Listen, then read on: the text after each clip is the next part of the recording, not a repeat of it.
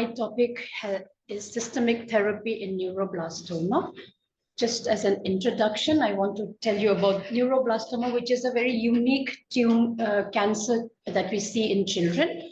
Neuroblastoma is the most common extracranial solid tumor that we see, and it arises from the primitive neural crest cells, which then go on to form the adrenal medulla and the sympathetic ganglion cells. Like I said, it is a very unique tumor because the presentation can be very variable depending on where it's located, depending on what the histopathologic features are and the biologic characteristics. And also presentation may purely be on a paraneoplastic syndrome. Example, they can present with opsoclonus myoclonus syndrome or just severe diarrhea due to secretion of the vasoactive intestinal peptide by the tumor. The other unique feature of this cancer is that there is a broad spectrum of clinical behavior as well. It can, in younger children especially, it can undergo spontaneous regression or mature into a benign ganglioneuroma. Or on the other hand, it can become a very aggressive disease with metastatic dissemination and often leading to death. So what are the prognostic factors that we can that we have in neuroblastoma? The stage obviously is one important determining outcome factor. The younger the age at diagnosis, the survival rates are better. On histopathology, you can see that there's the amount of Schwann stroma that is there, the degree of neuroblastic maturation, and the MKI all have affect the prognosis. And then there is cytogenetics and molecular characteristics of the tumor, like NMYC amplification, which makes it a very high-risk tumor.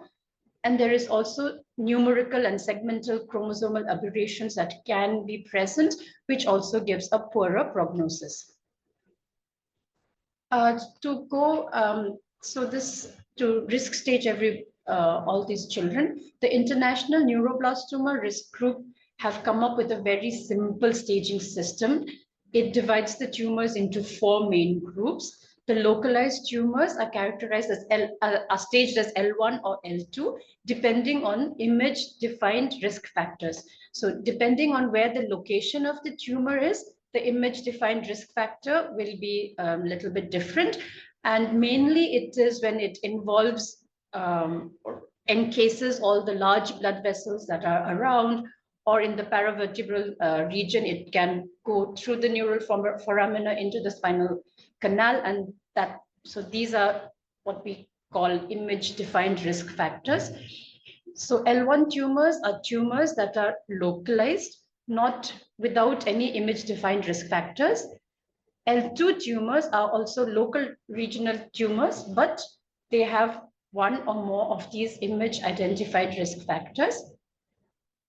And then M, which is distant metastasis.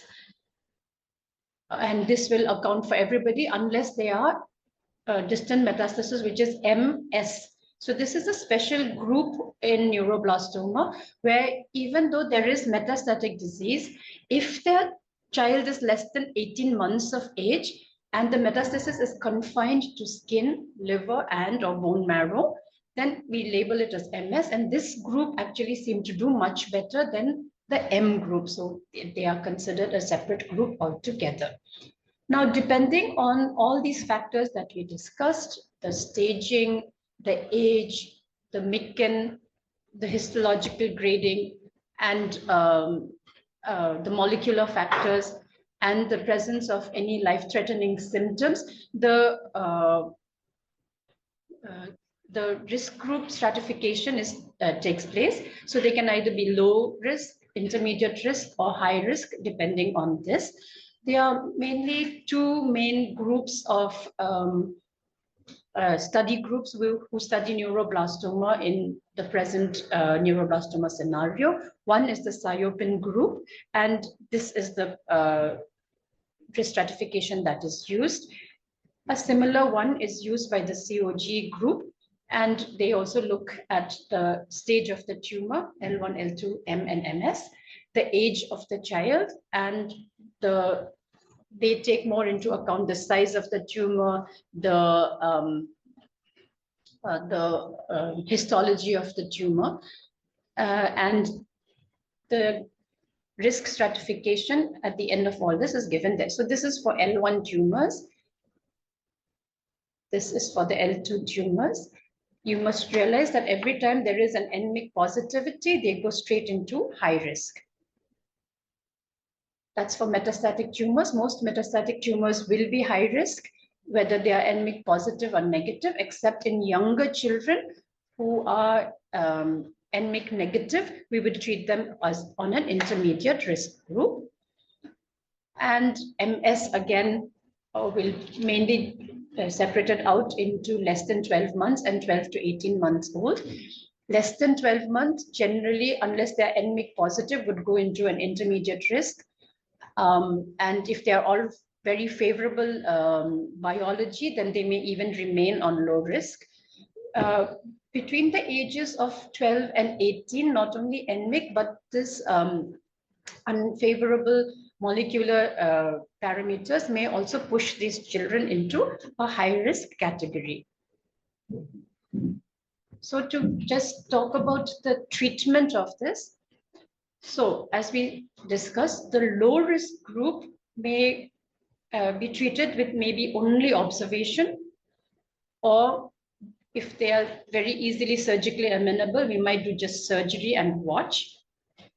Or we might give them 2 to 4 cycles of chemotherapy, especially if it is not completely resectable. In the intermediate risk group, these are mostly favorable histology children with L2 kind of tumors. They will get 4 to 8 cycles of chemotherapy plus surgery. They may get radiation therapy, and they may also get something called differentiation therapy, which we will get into, which usually we use cisretinoic for this.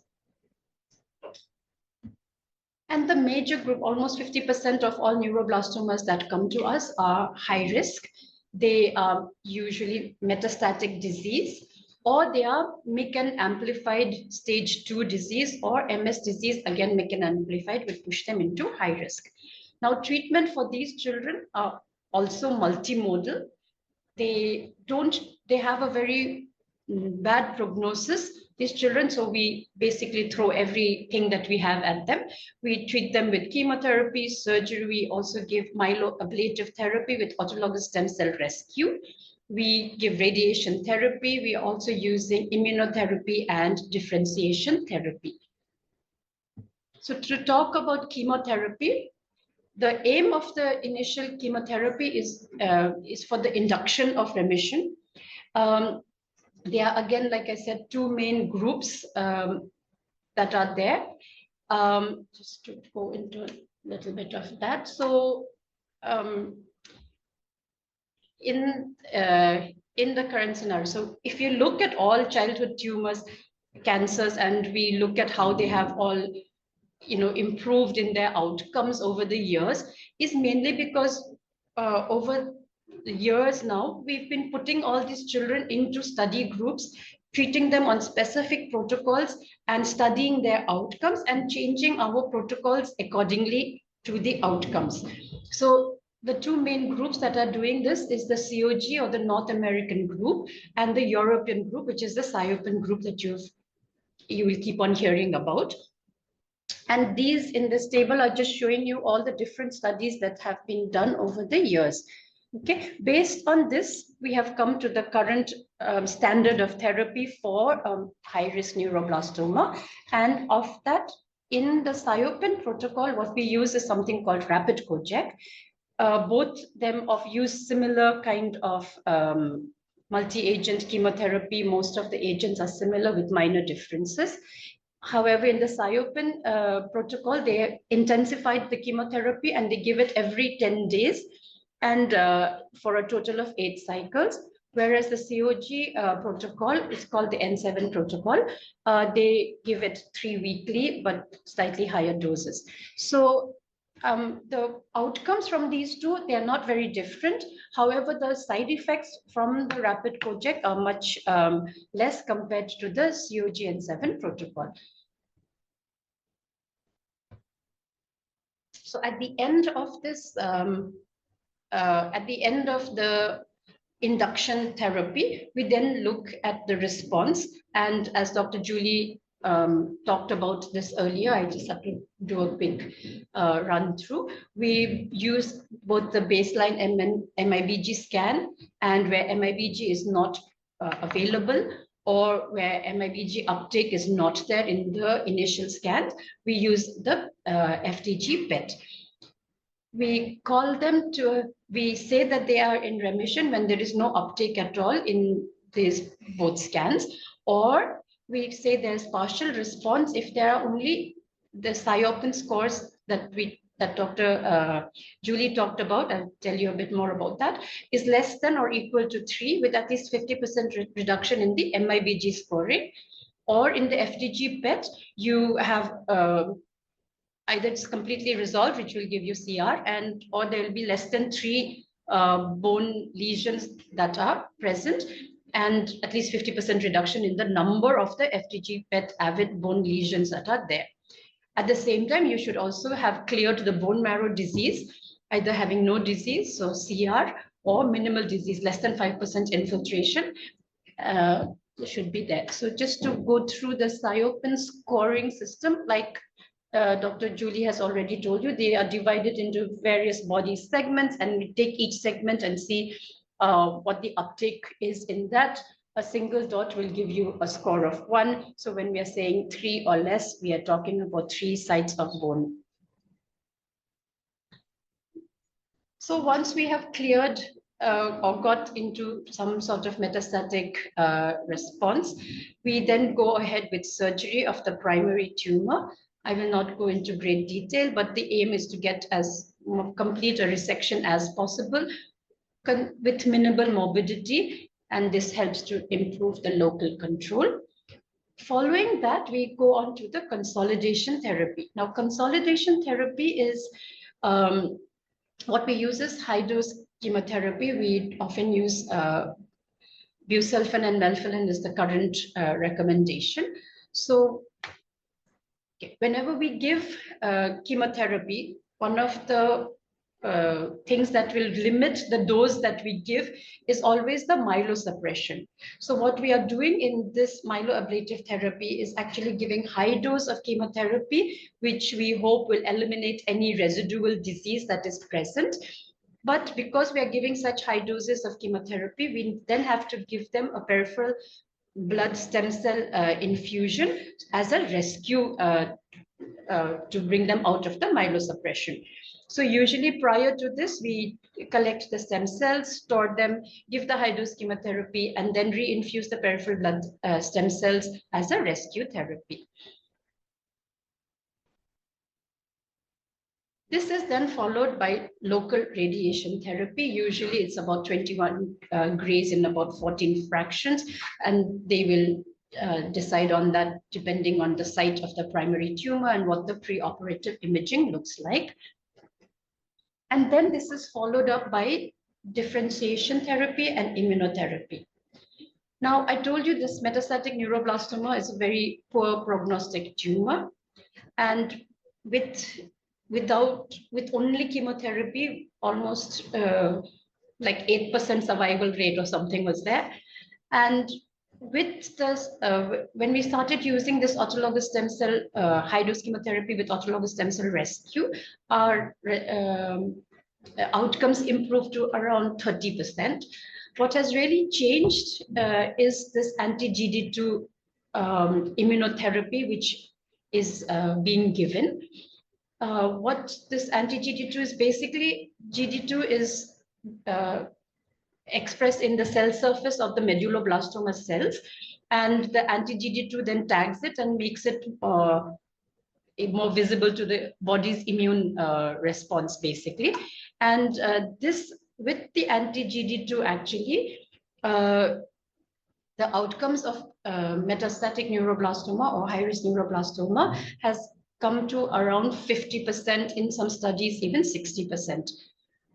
Unfortunately, this molecule is very, very expensive, and most of our patients are not able to afford it.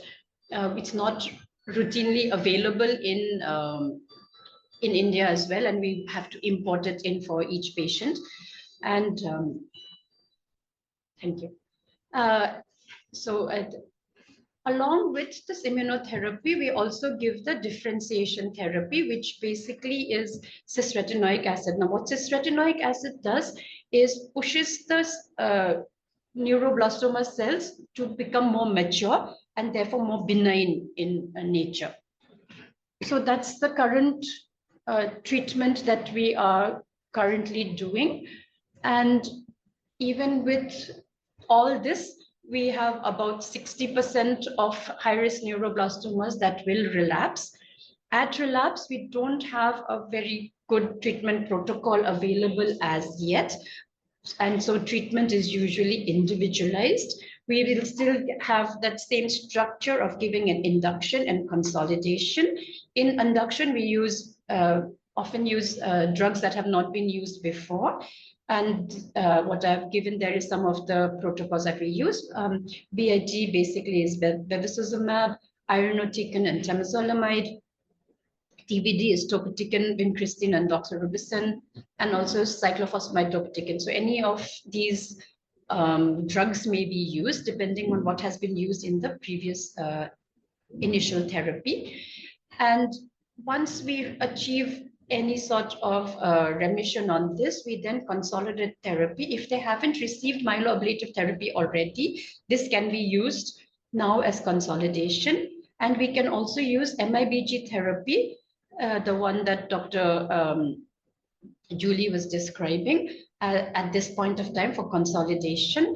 And there is also something, the lutetium dotatate therapy, which you all will know more about, but that is also there and can be used as consolidation therapy. The good thing about that, usually with MIBG therapy, we combine it with the topotecan, and we actually give myeloablative doses, and so we have to rescue them with autologous stem cells there. Whereas with the ludotherapy, we usually don't need to give that rescue therapy. There are also newer this MIBG, just to say, MIBG therapy, there are also ongoing studies to see if we can actually use it in the initial treatment itself, either in induction itself or later on during the consolidation phase. So those studies are ongoing. It's called the Veritas study, if anybody is interested.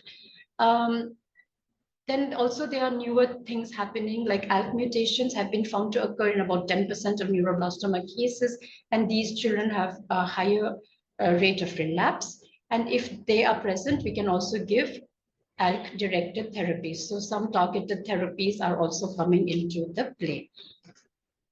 I think that brings me to the end of my talk.